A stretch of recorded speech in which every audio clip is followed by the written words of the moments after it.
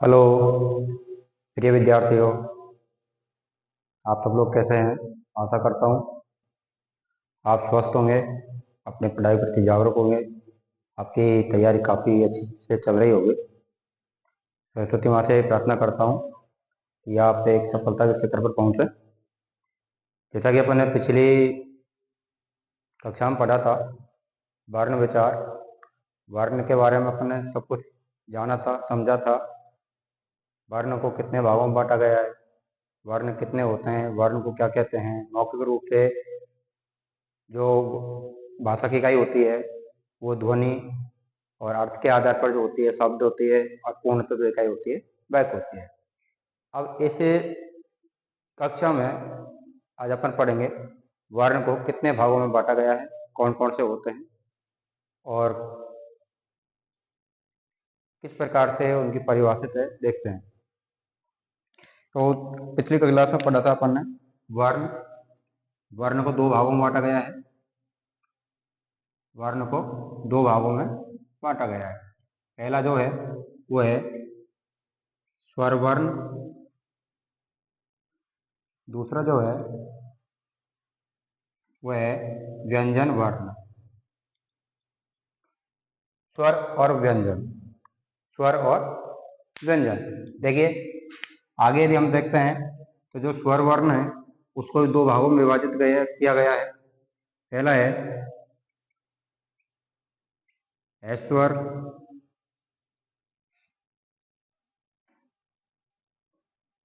स्वर, और दूसरा है दीर्घ स्वर।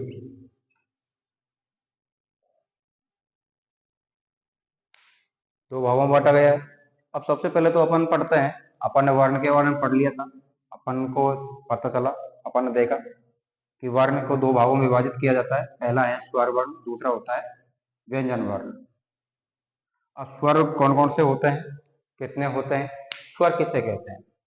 तो सबसे पहले अपन देखते हैं अपना जो आज का है टॉपिक जो चलता है वो चलता है अपना। सबसे पहले अपन लिखते हैं यहाँ पर लिखेंगे वर्ण के भेद, वर्ण के भेद। यहाँ लिखेंगे वर्णों को दो भागों में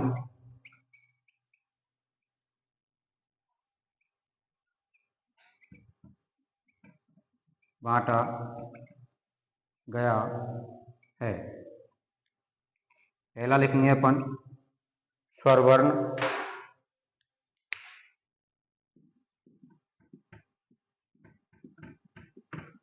दूसरा लिखेंगे व्यंजन वर्ण। अब अपने मन में प्रश्न आता है कि स्वर वर्ण कहते किसे हैं? तो नंबर एक डालेंगे स्वर वर्ण। स्वर वर्ण यानी कि स्वर किसे कहते हैं और व्यंजन किसे कहते हैं, और स्वर कितने होते हैं। यहां लिखेंगे जिन वर्णों का उच्चारण, जिन वर्णों का उच्चारण बिना किसी अन्य ध्वनि के, बिना किसी अन्य ध्वनि के अपने आप हो जाता है उसे स्वर वर्ण कहते हैं। उसे क्या कहते हैं? स्वर वर्ण कहते हैं। जिन वर्णों का उच्चारण बिना किसी सहायता के या बिना किसी अन्य ध्वनि की सहायता से अपने आप हो जाता है उसे ही स्वर वर्ण कहते हैं। स्वर कितने होते हैं? पहले ये देख लेते हैं। या फिर यदि मान लीजिए इसको दूसरी तरीके से यदि अपन पढ़ते हैं, तो जो अपन पढ़ते हैं वो पढ़ा जाता है कि फेफड़ों से निकलने वाली जो हवा होती है, जो वायु होती है, वो बिना किसी रुकावट के या बिना किसी बाधा के अपने आप पे बाहर निकल जाती है, उसे ही हम स्वर वर्ण कहते हैं। जिसमें किसी प्रकार की कोई रुकावट नहीं आती, कोई बाधा नहीं आती बोलने में, उसे ही हम स्वर वर्ण कहते हैं। किसी और ध्वनि की आवश्यकता नहीं पड़ती है। स्वर कितने होते हैं देखते हैं। स्वर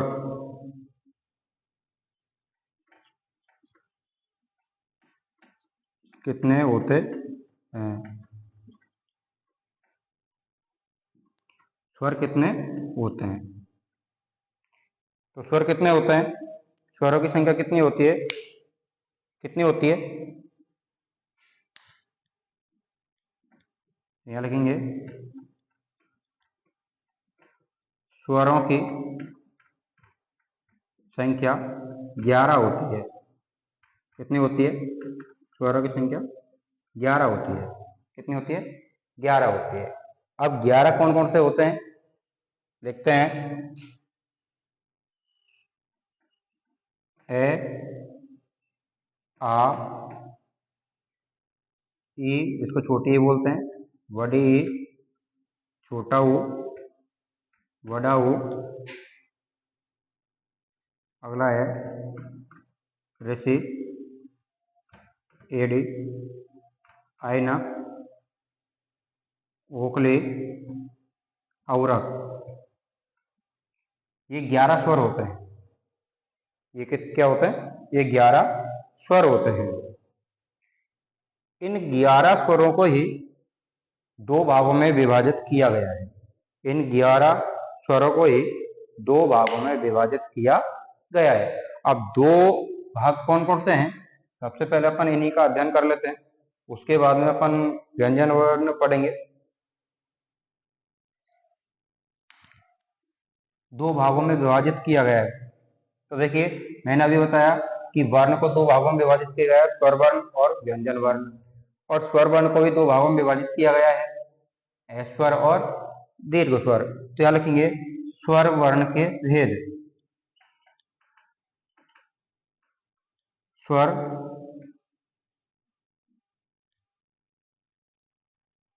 वर्णों के भेद। कितने भेद होते हैं? दो भेद होते हैं। कितने होते हैं? दो भेद होते हैं। कितने भेद होते हैं? दो भेद होते हैं। कौन कौन से होते हैं? पहला अपन लिखेंगे स्वर, दूसरा अपन लिखेंगे दीर्घ स्वर। ह्रस्व स्वर और दीर्घ स्वर। आप जान गए होंगे कि ह्रस्व मतलब थोड़ा कम और दीर्घ मतलब लंबा, यानी कि जिसको बोलने में ज्यादा टाइम लगता हो, या दीर्घ मतलब ज्यादा समय लगता हो। तो यानी कि ह्रस्व स्वर और दीर्घ स्वर दो भागों में विभाजित किया गया है। दो भागों में विभाजित किया गया है। तो देखिए, ह्रस्व स्वर क्या होते हैं और दीर्घ स्वर क्या होते हैं। ह्रस्व स्वर और दीर्घ स्वर क्या होते हैं? तो सबसे पहले अपन देखते हैं ह्रस्व स्वर। ह्रस्व स्वर,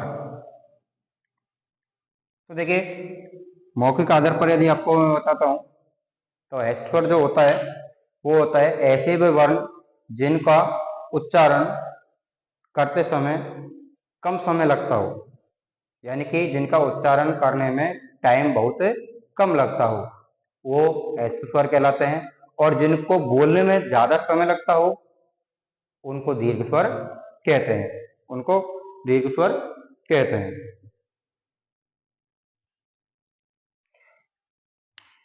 तो यहां लिखेंगे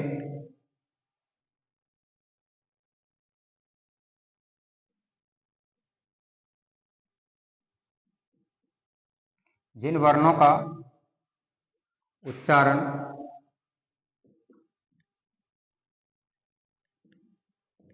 करते समय जिन वर्णों का उच्चारण करते समय या जिन वर्णों को बोलने पर समय कम लगता हो, जिन वर्णों का उच्चारण करते समय समय कम लगता हो, उसे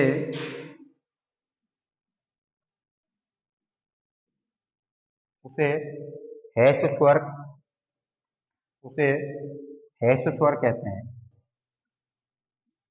हैश स्वर कहते हैं। ऐसे वे वर्ण जिनका उच्चारण करने में बहुत कम समय लगता है, उच्चारण करने में बहुत कम समय लगता है, उसे हैश स्वर कहते हैं।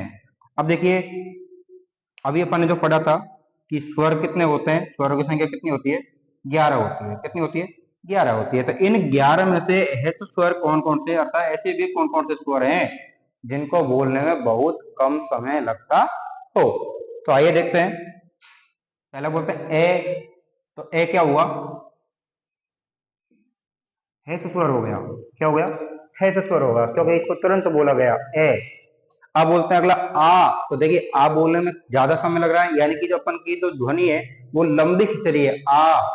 तो ये क्या हो जाएगा, इसको छोड़ देंगे।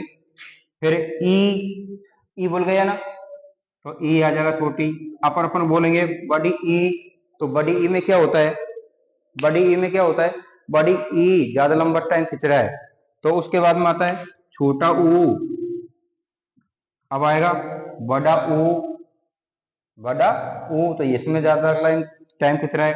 ऋषि, फिर क्या आ जाता है, ये ऋषि क्या आ जाता है, ऋषि। फिर ए, आई, ओ, औ, ये सब क्या है, दीर्घ स्वर है। ये सब क्या है, दीर्घ स्वर है, क्योंकि इनको बोलने में बहुत ज्यादा समय लगता है।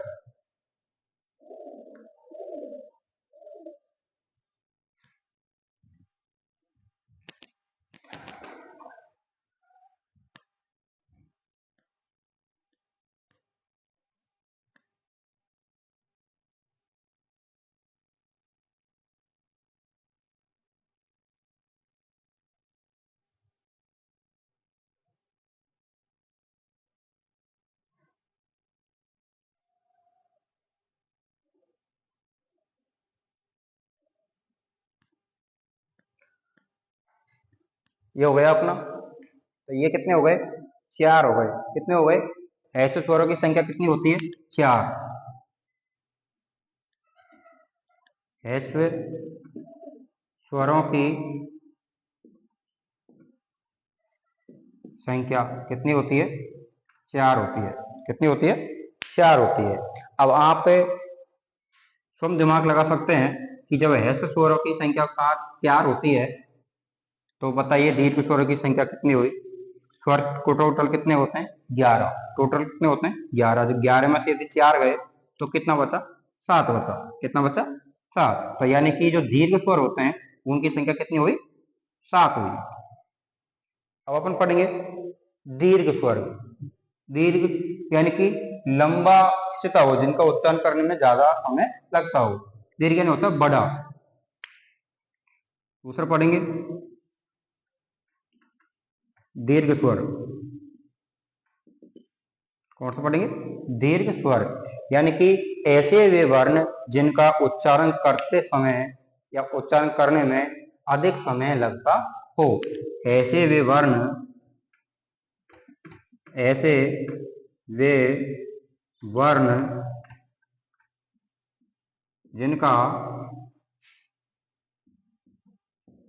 उच्चारण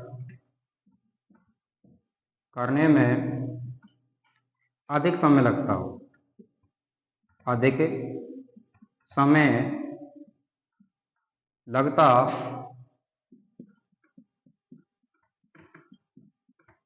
हो, वे वर्ण दीर्घ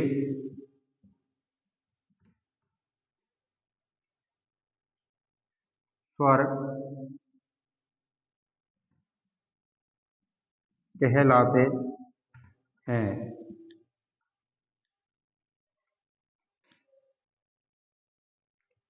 इसमें अपन ये कर सकते हैं, ऐसे वे स्वर वर्ण। कौन से? ऐसे वे स्वर वर्ण जिनका उच्चारण करने में अधिक समय लगता हो, वे स्वर वर्ण दीर्घ स्वर वर्ण कहलाते हैं। अब आता है दीर्घ स्वर कौन कौन से होते हैं, इनकी संख्या कितनी होती है। यहां लिखेंगे दीर्घ स्वरों की संख्या कितनी होती है? कितनी होती है? 7 होती है। कितनी होती है? 7 होती है। तो देखिए 7 कौन कौन सी होती है। आइए सबसे पहले अपन ए क्या हुआ? ए स्वर हुआ। आ क्या आया? दीर्घ स्वर आया। छोटी इसमें आ गई तो बड़ी ई दीर्घ में आ गई। छोटा ऊ इसमें आ गया तो बड़ा ऊ दीर्घ में आ गया। ऋषि इसमें आ गया। उसके बाद में क्या बचा? ए, आई, ओ, औ। ये सब क्या है? दीर्घ स्वर है। ये सब क्या है? दीर्घ स्वर है। यानी कि ऐसे भी स्वर है जिनको बोलने में ज्यादा समय लगता हो, वो दीर्घ स्वर कहलाते हैं। देख लीजिए 1 2 3 4 5 6 7, यानी कि कितनी संख्या से हुई इनकी? 7 संख्या हुई।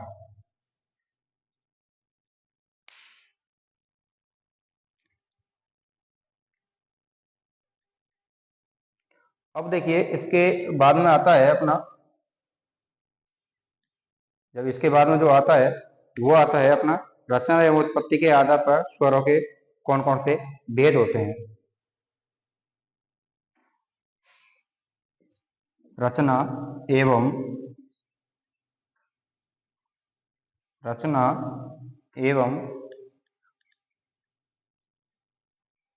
उत्पत्ति के आधार पर भेद।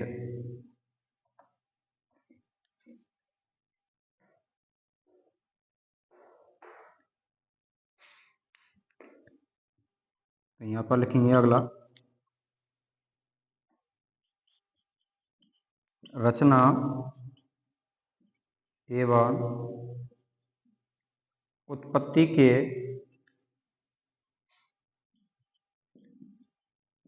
आधार पर स्वरों के भेद। कितने भेद होते हैं? 2 भेद होते हैं। कितने भेद होते हैं? 2 भेद होते हैं। पहला होता है मूल स्वर होता है, दूसरा होता है संधि स्वर होता है। कौन सा होता है? संधि स्वर होता है। भेद कितने होते हैं? 2 भेद होते हैं। कितने भेद होते हैं? 2 भेद होते हैं।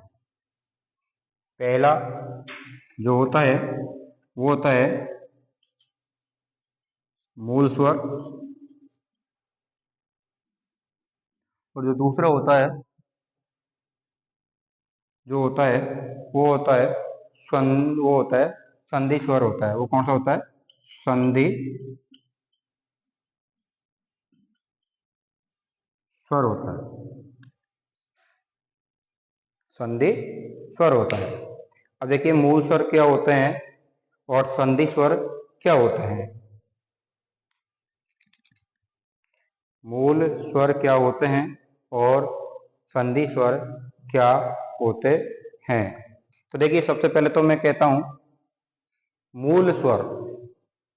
मूल स्वर जो होते हैं वो होते हैं जिन स्वरों की उत्पत्ति किसी अन्य स्वर से नहीं होती है। यानी कि ऐसे वे स्वर जिनकी उत्पत्ति स्वयं अपने आप ही होती है, वो मूल स्वर कहलाते हैं। अब आता है संधि स्वर। अब जो संधि जो स्वर होता है वो होता है ऐसे वे स्वर जिनकी उत्पत्ति किसी अन्य स्वर की सहायता से होती है, वो संधि स्वर कहलाते हैं। जैसे यदि आपको मैं वो इधर बता देता हूं कि देखिए मूल स्वर, क्या मूल स्वर, और दूसरा जो है अपना वो है संधि स्वर, संधि स्वर। अब देखिए मूल स्वर यानी जिनकी उत्पत्ति अपने आप ही हुई है, तो वो कौन से है स्वर, यानी कि जिनका उच्चारण करते समय कम समय लगता है या जिनका उच्चारण अपने आप हो जाता है उनको है स्वर कहते हैं। और जिनका उच्चारण क्या होता है, बोलने में ज्यादा समय लगता है उनको दीर्घ स्वर कहते हैं। तो इनके में क्या होता है, इन सब में जो होता है उनका उच्चारण किसी दूसरे वर्ण की सहायता से होता है, इसलिए इनको क्या कहते हैं, संधि स्वर कहते हैं। यानी दीर्घ स्वर को संधि स्वर भी बोला जाता है। जैसे अपन मूल स्वर बोला ए, तो ए में किसी की आवश्यकता पड़ी क्या अपन को बोलने में, आवश्यकता नहीं पड़ती है, ए में किसी की आवश्यकता नहीं है, सीधा बोल गया ए। अब यदि अपन बोलते हैं आ, क्या बोला आ, तो आ की ध्वनि जो है वो लंबी जा रही है, तो आ कैसे बना, आ ऐसे बना, देखिए ए में जब यदि मान लीजिए ए जोड़ेंगे तब जाके क्या बनेगा, आ बनेगा, क्या बनेगा, आ बनेगा। अब यदि अपन बात करें ई, ये सीधा ई हो गया। अब यदि मान लीजिए बड़ी ई की बात करें तो उसमें आएगा ई प्लस ई, ई प्लस ई, तब जाके बनेगा बड़ी ई। ऐसे ही ऊ, ऊ की बात करें अपन बड़े ऊ की तो क्या आ जाएगा, ऊ प्लस ऊ। तो यानी कि इस प्रकार से ये जो दीर्घ स्वर होते हैं ये इनको संधि स्वर भी बोला जाता है, और जो ह्रस्व स्वर होते हैं उनको मूल स्वर भी बोला जाता है। इस बात का आप विशेषकर ध्यान रखें। तो यानी कि ऐसे वे स्वर जिनकी उत्पत्ति बिना किसी अन्य स्वर की सहायता से होती है, यानी बिना किसी स्वर की सहायता से हो जाती है, उनको कौन से कहते हैं, मूल स्वर कहते हैं। और ऐसे वे स्वर जिनकी उत्पत्ति किसी अन्य स्वर की सहायता से होती है उसे क्या कहते हैं, संधि स्वर कहते हैं।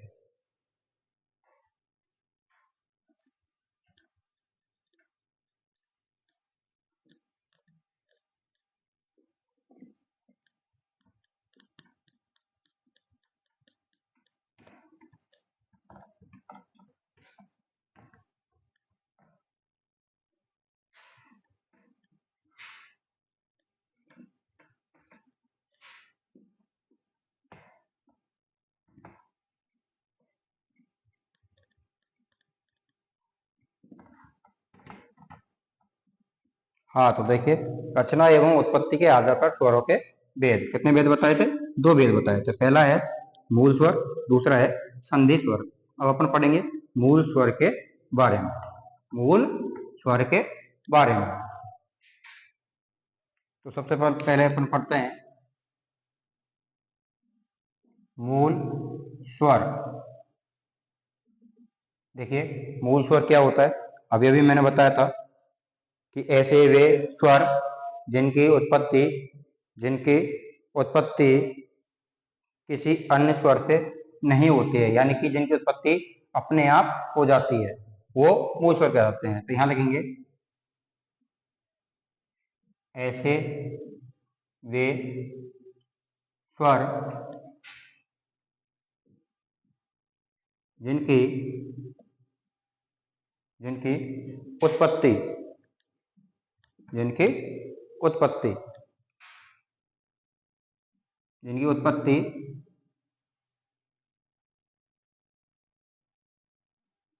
जिनकी उत्पत्ति अपने आप या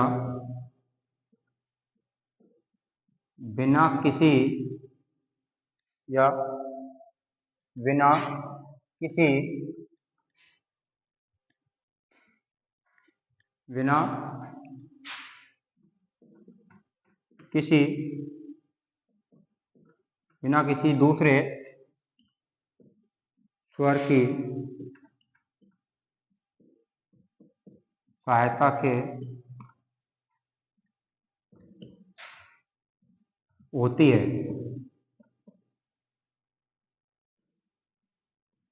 वे स्वर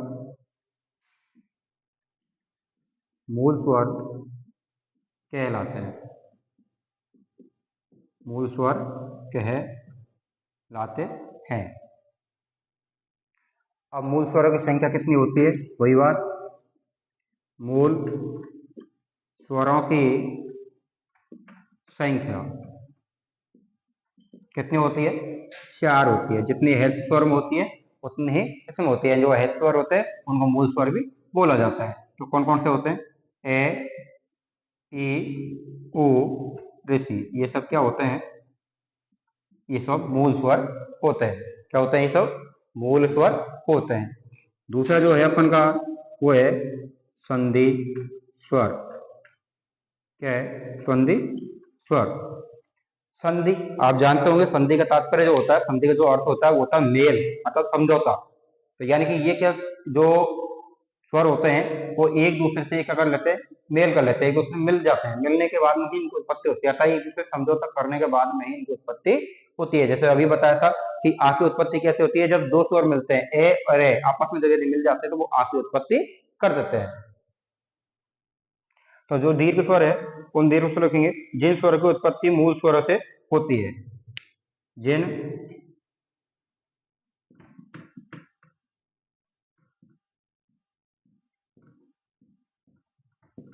स्वरों की उत्पत्ति मूल स्वरों से होती है।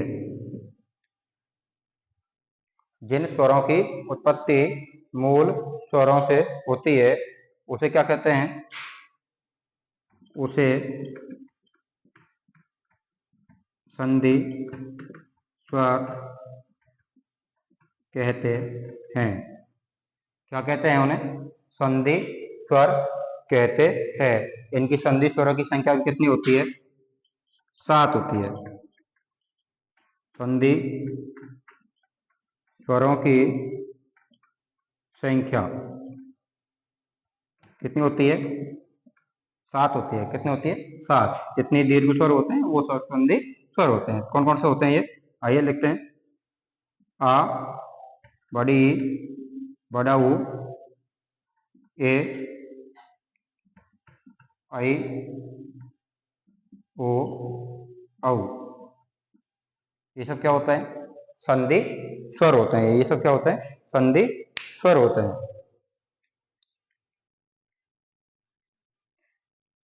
अब देखिए, संधि जो स्वर है उनको भी दो भागों में बांटा गया है। संधि जो स्वर है उनको भी दो भागों में बांटा गया है। आज सिर्फ इतना पढ़ेंगे। अब आता है संधि स्वर के प्रकार। संधि स्वर के भेद। संधि स्वर के भेद कितने भेद होते हैं? 2 भेद होते हैं। कितने भेद होते हैं? 2 भेद होते हैं। कितने भेद होते हैं? 2 भेद होते हैं। 2 भेद कौन कौन से होते हैं? जो पहला होता है, जो पहला जो भेद होता है वो कौन सा होता है? दीर्घ स्वर होता है। दूसरा होता है संयुक्त स्वर। कौन सा होता है? संयुक्त स्वर। तो ये होता है, पहला होता है दीर्घ स्वर, दीर्घ स्वर। दूसरा होता है, वो कौन सा होता है? संयुक्त स्वर। कौन सा होता है? संयुक्त स्वर। कौन सा होता है? संयुक्त स्वर। यानी कि पहला दीर्घ स्वर, दूसरा संयुक्त स्वर। किसके वेद होते हैं ये? संधि स्वर के वेद होते हैं।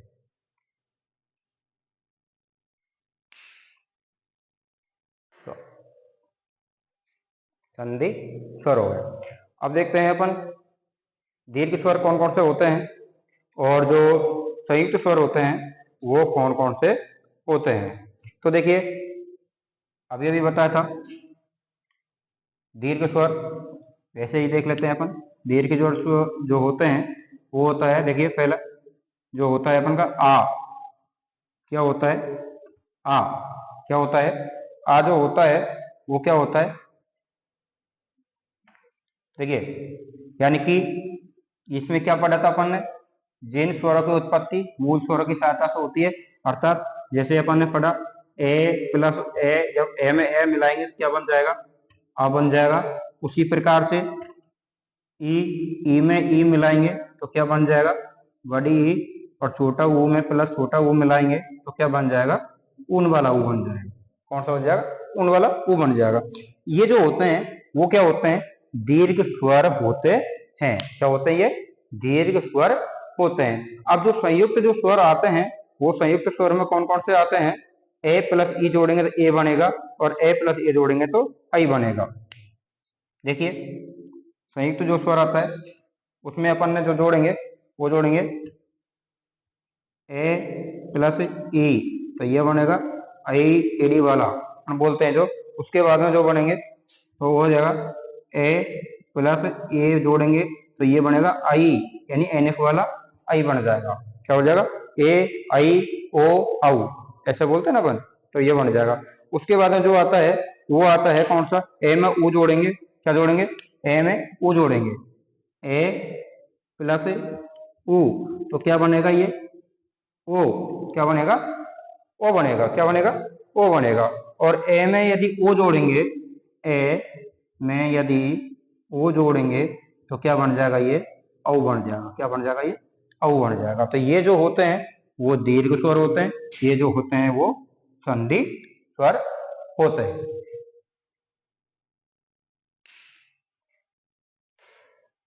आशा करता हूं आज की कक्षा में जो भी टॉपिक पर अपन ने विस्तार से जो चर्चा की वो आपकी समझ में आया होगा। यदि समझ में नहीं आया हो तो कमेंट कर सकते हैं, और जितना ज़्यादा हो सके जल्दी से जल्दी चैनल को सब्सक्राइब करें, जिससे लाइव क्लास का शेड्यूल आपके पास में पहुंच सके। धन्यवाद।